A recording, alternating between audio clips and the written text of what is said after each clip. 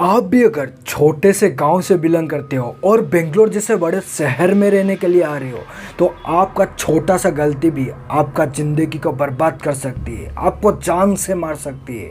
कुछ ऐसा ही कहानी है उड़ीसा के छोटे से गांव से बिलोंग करने वाला रिजवान का। इस इंसिडेंट को कहानी समझने के कभी गलती मत करना, क्योंकि एक रियल इंसिडेंट है बेंगलोर की हॉन्टिंग पीजी का। आपको कैसे चुना लगाया जा सकता है और आपको कैसे बेवकूफ़ बनाया जा सकता है, तो इस स्टोरी के अंदर आपको पता चल सकती है। और आपका छोटा सा गलती कितना बड़ा भयानक इंसिडेंट बन सकता है, ये भी आपको यहाँ से देखने के लिए मिलेगा। ये जो कहानी है उड़ीसा के छोटे से गांव से बिलोंग करने वाला लड़का जिसका नाम था रिजवान। रिजवान एक ऐसा लड़का था जो कि मिडिल क्लास फैमिली का था। वो आया था बेंगलोर में जॉब करने के लिए। उसका जो जॉब लगी थी बहुत ही कम सैलरी थी, 20-25 हज़ार के अंदर थी। तो वो एक मिडिल क्लास का फैमिली का लड़का था, माँ बापा का अकेला ही लड़का था। उसका माँ बापा का ध्यान रखना था, अपना परिवार चलाना था। इसलिए वो वहाँ पर आने के बाद ढूंढ रहा था एक ऐसा पीजी रहने के लिए, एक ऐसा जगह जो कि अफोर्डेबल हो, 2-2.5 हज़ार के अंदर हो और उसको वहाँ पर रहने के लिए मिल जाए। तो इसलिए वो वहाँ पर पहले जाकर एक एजेंट को पकड़ता है, जो एजेंट अपना एरिया के अंदर रूम दिलवाता है। तो उसको जाके बोलता है कि भैया मेरा ऐसा कुछ प्रॉब्लम है, पैसा बहुत कम है, बजट बहुत कम है, उसके अंदर अगर आपको कुछ पीजी मिल जाता है तो वो मेरे लिए सही होगा। तो वो एजेंट उसको लेके जाता है पहले बार पीजी में, जो कि पीजी बहुत ही ज़्यादा लग्जरियस था और पीजी देखने के लिए बहुत सब कुछ सुविधा था उस पीजी के अंदर। तो वो पूछती है भैया इस पीजी का प्राइस कितना है। तो वो जो एजेंट था उसको बोलती है इस पीजी का जो प्राइस है वो 10,000 है। तो वो भैया को बोलता है नहीं भैया मेरा इतना तो ज़्यादा बजट नहीं है, मेरा सैलरी 20,000 है, उसका हाफ में यहाँ से दे दूंगा तो मेरे पास बचेगा ही क्या। तो वो बोलती है कि बहुत ही कम बजट में हो सकता है तो और कहीं पे लेके चलो। तो वो एजेंट दूसरे जगह में लेके जाता है, वो कि एवरेज बिल्डिंग था, एवरेज पीजी था, जहाँ पर जाने के बाद उसको देखने की मिलती है हाँ यहाँ पे मेरा रहने लायक हो सकता है। तो वो उसको पूछता है भैया उस पीजी का प्राइस कितना है। तो वो जो एजेंट था वो बोलता है कि भाई इस पीजी का जो प्राइस है वो 8,000 है। ये सुनने के बाद फिर से भी उसका दिल टूट जाता है। वो बोलता है नहीं भैया मेरा इतना प्राइस नहीं है, इतना बजट नहीं है, अगर आपको 2-2.5 हज़ार के अंदर में कोई पीजी है तो मेरे को दिखा दो, जैसा भी होगा मैं रह लूँगा, क्योंकि मेरे को रात में ही रहना है, दिन में तो ड्यूटी जाना है। तो वो बोलती है ठीक है चलो, मेरा एक दोस्त है जो कि एक पीजी का ओनर है, वो जो ऐसा मिडिल क्लास फैमिली है उन लोगों को हेल्प करता है और अच्छा पीजी दिलाता है।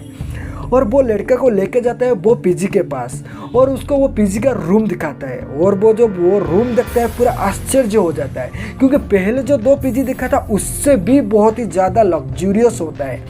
वहाँ पर सोफ़ा से लेकर बेड तक सब कुछ सही होता है, लाइट पानी वगैरह वॉशरूम सब कुछ एक नंबर होता है, 5 स्टार होटल का जैसा। और ये देखने के बाद वो पहले ही आके बोल देता है एजेंट को नहीं भैया मेरे को ऐसा पीजी नहीं चाहिए, चलते हैं दूसरा कुछ देखते हैं। लेकिन यहाँ पर आता है ट्विस्ट और वो जो एजेंट होता है वो पूछता है हुआ क्या है आपको। वो बोलता है कि ये पीजी का जो प्राइस है वो तो 20,000-30,000 होगा, तो मैं इतना ज़्यादा एफर्ट नहीं कर सकता हूँ। लेकिन यहाँ पर जो वो एजेंट होता है वो उसको बोलता है नहीं भैया उस पीजी का जो प्राइस है ओनली 2,500 है।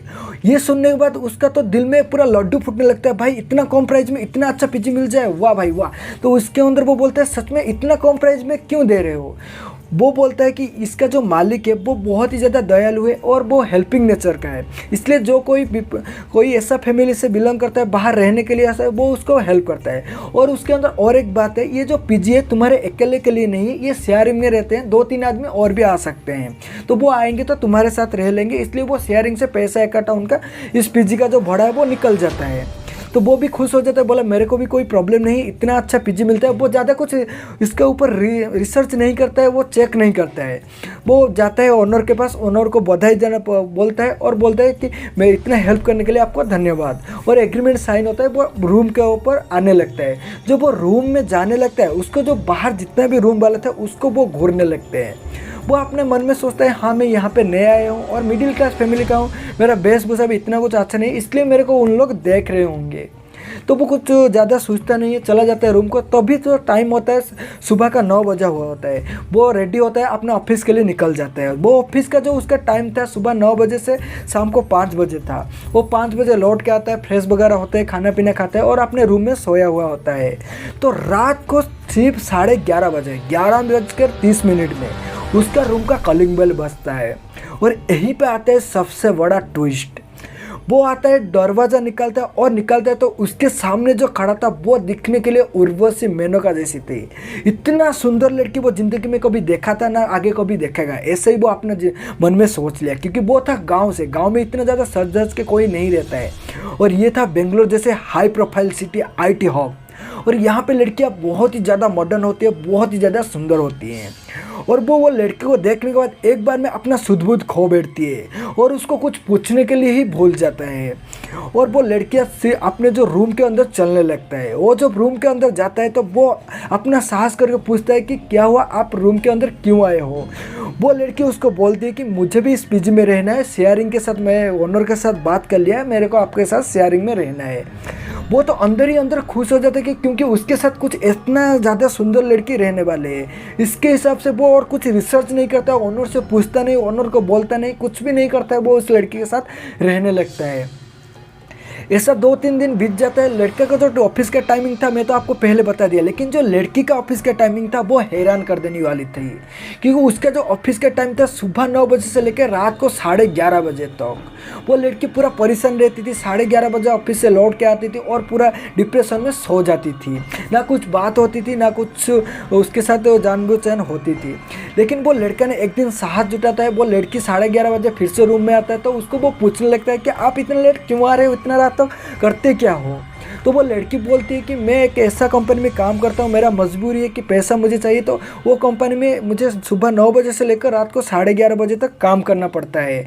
वहाँ पे बहुत ज़्यादा प्रेशर हुआ होता है मेरे ऊपर, तो मैं इसलिए वहाँ पे 11:30 बजे तक काम करता हूँ और 11:30 बजे बाद मैं रूम आता हूँ। तो वो लड़का सुन लेता है और उसके ऊपर भी ज़्यादा कुछ रिसर्च नहीं करता है, फिर से वो सो जाता है एज यूजुअल। उसके बाद फिर से 4-5 दिन जाता है, उसके साथ थोड़े बहुत बातचीत होता है। ऐसा बातचीत करते करते उन दोनों के अंदर जो दोस्ती है बढ़ जाती है। 1 महीना बीत जाती है, उन दोनों के अंदर दोस्ती बढ़ता है, बातचीत होती है और धीरे धीरे उन लोगों के अंदर हंसी मजाक चलती है। एक दिन के बाद वो दोनों मिलके बोले, संडे का दिन था, वो दोनों मिलके बोले कि चलो हम लोग चलते हैं बाहर घूमने के लिए एक पार्क में। वो बाहर निकल के आते हैं घूमने के लिए, वो एक दूसरे से बात करते हुए आते हैं। लेकिन वो बाहर जो जितना भी ज़्यादा जो लड़के थे लड़कियां थे उसको वो घूरते रहते हैं। तो वो जब घूरते हैं वो लड़का सोच लेते हैं हाँ मैं तो एक मिडिल क्लास फैमिली का हूँ, इसलिए मेरे साथ इतना सुंदर लड़की को देख के उन लोगों को घूर रहे होंगे। तो वो इतना ज़्यादा कुछ सोचता नहीं था। उसके बाद वो पार्क जाते हैं, पार्क में भी घूमते हैं, पार्क में भी उसको ऐसा ही नज़र रखते हैं, उसको भी ऐसा ही लोग घूरने लगते हैं। जब भी वो बात करता था वो इतना ज़्यादा ध्यान नहीं देता है, वो वही बात सोच लेती है हाँ मैं ही कुछ ऐसा अजीब सा दिख रहा हूँ, मेरे साथ इतना सुंदर लड़की है इसलिए घूर रहे होंगे। वो लोग अंदर आते हैं, ऐसा 4-5 महीना बीत जाता है। एक दिन का बात है, वो लड़का बाहर ऐसा घूम रहा था ग्राउंड फ्लोर में, तो उसका पीजी का ग्राउंड फ्लोर का लड़का आता है और उसको बोलता है भैया जितना जल्दी हो सकता है आप उस रूम को छोड़ दो। वो बोलता है क्यों, ऐसा क्यों है। तो वो लड़का बोलता है मैं ज़्यादा कुछ आपको बोल नहीं सकता हूँ, सिर्फ इतना ही बोल सकता हूँ आपके भलाई के लिए, आप जितना जल्दी वो रूम को छोड़ दोगे आपके लिए उतना ही ज़्यादा भलाई है। तो वो इतना सोचता नहीं है वो लड़का के बारे में, क्योंकि वो ज़्यादा कुछ बताते नहीं है उसको, इसलिए वो सोचता है हाँ वो कुछ मजाक कर रहा होगा, मेरे साथ प्रैंक कर रहा होगा। तो फिर से वो रूम में आ जाता है। वो लड़की जो 11:30 बजे उसके रूम में आता है, वो लड़की को पूरा बात बताता है जो कि सुबह में हुआ था। उस लड़का ने जो उसको बोला था कि और रूम छोड़ दो, रूम बहुत ही ज़्यादा बुरा है, ऐसा है वो है, जो बोला था उसको डिटेल से बताता है। और वो लड़की बोलता है कि वो लड़का कौन है, और वो जो रिजवान था वो उसको बता देती है कि ग्राउंड फ्लोर का एक लड़का था। तो उस दिन वो सो जाते हैं। फिर वापस दूसरा दिन होता है, दूसरा दिन सेम 11:30 बजा। उसका वो जो लड़का था उसका रूम से बहुत ही ज़्यादा चिल्लाने की आवाज़ आ रही थी, और इतना ज़्यादा चिल्लाने की आवाज़ आ रही थी कि पूरा उसका जो फ्लोर था, सेकंड फ्लोर था, वहाँ तक आवाज़ आ रही थी। और उसका जो वो लड़का जो था जो उसको बताया था, उसका रूम के बाहर पूरा भीड़ जम गई थी। वो बोलता है कि उस लड़की को चलो चलते हैं, देखते हैं कि नीचे क्या हुआ, इतना जोर क्यों चिल्ला रहे। लेकिन वो लड़की जो 11:30 बजे आई थी, टायर्ड होके आई थी, ऑफिस का काम था, प्रेशर था, इसलिए बोला ये कुछ मजाक चल रहा होगा, हम लोग नहीं जाते, मैं सो जाता हूँ। वो लड़की तो सो जाता है, लेकिन जो रिजवान था वो अपने आप को खुद को रोक नहीं पाता है। वो बोलता है नहीं मैं जालता हूँ, नीचे देख के आता हूँ हुआ क्या है। वो जब नीचे जाता है और नीचे जा कर के वो नज़ारा जो देखता है, देखने के बाद हर किसी का जो रूह है वो कांप उठती है। क्योंकि वो जो लड़का था वो एक अपने रूम में पूरा अंधारे में एक कोने में बैठा हुआ था और बहुत ही ज़्यादा डरा हुआ था, बहुत ही ज़्यादा आश्चर्यजनक हिसाब से रो रहा था और बोल रहा था वो आया है, वो फिर से आया है। उसके बाद सुन के सबके मन में भयभीत हो गए थे, सब डरा हुए थे। रूम के ओनर को कॉल किया जाता है, रूम का ओनर आता है, देखता है और वो रूम का ओनर को वो सब कुछ बताते हैं कि वो आया था, वो आया था। तो रूम का ओनर को लगता है कि हाँ कुछ ऐसा डरावनी चीज़ देखा हुआ है इसलिए वो डर गया है। तो उसको वो बोलते हैं ठीक है तू आज डर गया है, तू हमारे साथ चल, आज हमारे साथ रात में रुक जा। तो वो लड़का को लेके चलते हैं। तो उसके बाद वो जो लड़का बाहर खड़ा था, बाहर जितना भी ज़्यादा जो लड़का खड़े थे उनसे वो देखते हैं आश्चर्यजनक हिसाब से उसको ही देख रहे हैं। तो फिर वो पूछा जाके एक लड़का को कि भाई यहाँ पे हुआ क्या है, वो क्यों बोल रहा था वो फिर से आया, वो फिर से आया थे और आप लोग मुझे ऐसा क्यों घूरते रहते हो। तो उसके बाद जो वो लड़का बात बताया, वो बात सुनने के बाद हर किसी के अंदर भय भरा हुआ था। क्योंकि ये जो अभी से जो स्टोरी क्रिएट होता है भाई, आप सुनने के बाद आप भी चौंक जाओगे।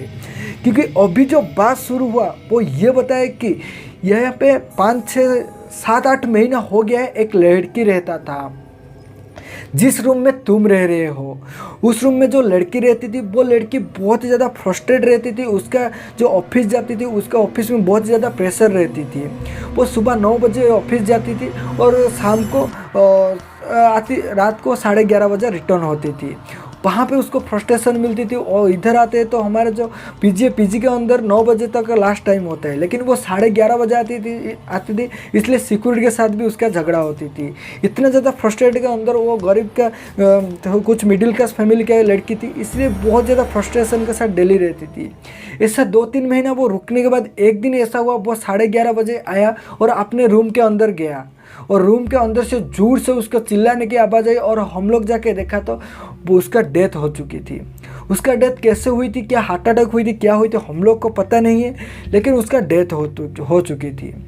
उसके बाद में उसका जैसे कि उसका माँ बाप को बुलाया गया, सब कुछ बताया गया, ऐसा हुआ। और उसके बाद कुछ 1-2 महीना गया, सब कुछ शांत हो गया था। लेकिन एक दिन के बाद सबको ऐसा लगने लगे कि बाहर रात को 11:30 बजे उस रूम का जो दरवाजा है वो ओपन किया जाता है और उसके अंदर कोई चलने के आवाज़ आता है। ये सब बात पहले कुछ लोग सुनने के बाद वो सोचते नहीं ये हमारा वहम हो सकती है, लेकिन जब सबको ऐसे चीज़ लगने लगा तो सब डर के माहौल में भर गए और जा कर के वो ऑनर के पास ये बात बताने लगे। ऑनर इतना ज़्यादा ये सारे चीज़ में विश्वास करने वाला नहीं था, इसलिए वो बोल रहा था हाँ इन लोग ऐसा जो डेथ के इंसिडेंट देखे इसके वजह से उनके मन में डर है, इसलिए उन लोग बोल रहे थे। फिर भी उनका मन रखने के लिए वो जो रूम था उस रूम को वो ताला लगा देती है।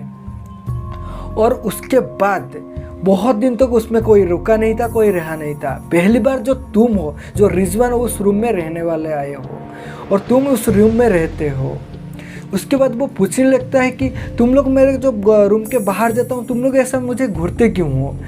वो फिर वो जो लड़का था उसको बताते हैं कि तुम जो बाहर निकलते हो अपने आप में बुड़बुड़ा के बाहर निकलते हो, इसलिए हम लोग तुम्हें ऐसा दिखते हैं। लेकिन वो लड़का बोलते हैं मैं कहाँ बाहर निकलता हूँ, मेरे साथ तो एक लड़की आती है जिसका नाम प्राची थी। तो वो बोलती है प्राची थी। वो जो लड़का आश्चर्य होकर पूरा बहुत ज़्यादा चौंक जाते हैं, बोलते हैं प्राची थी। प्राची कौन? वो लड़का बोलते हैं प्राची मेरे रूम में रहते हैं, वो तो डेली सुबह जाते हैं 9 बजे, शाम को रात को 11:30 बजे रिटर्न होता है। तो उसकी वो बोलने के बाद उसका दिमाग में आता है भाई ये इंसिडेंट और ये दोनों तो सेम है। तो वो बोलते हैं कि जो लड़का वो बोला वो तो तुम्हारे साथ कोई भी हम किसी को भी देखा नहीं है अभी तक। तो तभी वो जो लड़का था पूरा बहुत ही ज़्यादा डर जाती है और वो उतना ज़्यादा डर जाती है कि वो रूम के अंदर जाने के लिए भी कोशिश नहीं करता है। और उसी रात से वो रूम के ऑनर के घर चला जाता है और उसको पूरा इंसिडेंट बता दे कि उसके साथ जो पिछले 4-5 महीने से क्या हो रहा है क्या नहीं। जो कि वो प्राची नाम की जो आत्मा थी, वो जो स्पिरिट थी उसके साथ रह रही थी, बात कर रही थी, घूम रही थी।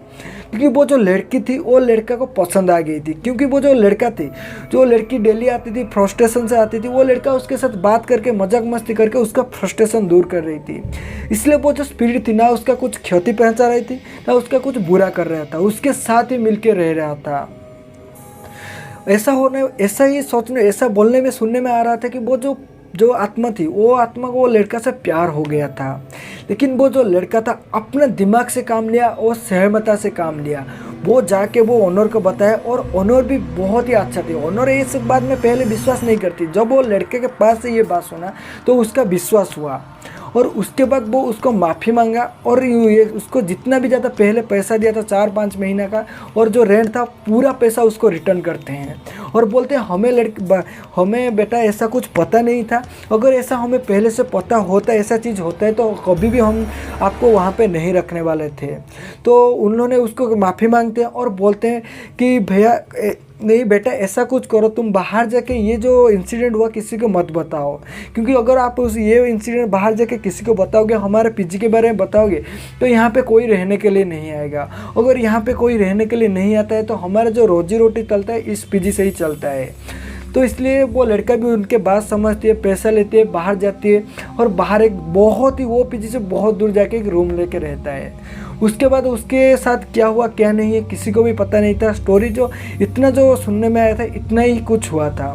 तो आपको ये स्टोरी सुन के कैसे लगे, और आप भी बेंगलोर जैसा शहर में आते हो और पीजी में रहने के लिए जाते हो तो ज़रूर चेक करना, ज़रूर पीछे उसका चेक करना कि उससे पीछे कौन रहता था, क्या हुआ था क्या नहीं तो आपके साथ ऐसा कुछ इंसिडेंट हो सकता है जो कि आपको ज़िंदगी भर याद रखना पड़ेगा। तो आपको हमारा स्टोरी सुन के कैसे लगा है नीचे कमेंट करके बोलना, और आपके पास कुछ ऐसा स्टोरी है तो नीचे कमेंट कर दो, मैं आपको पर्सनली कांटेक्ट करूँगा वो स्टोरी कलेक्ट करने के लिए। और आप हमारे चैनल पर नए हो तो प्लीज़ चैनल को सब्सक्राइब कीजिए और इस वीडियो अच्छा लगे तो प्लीज़ इसको लाइक कीजिए।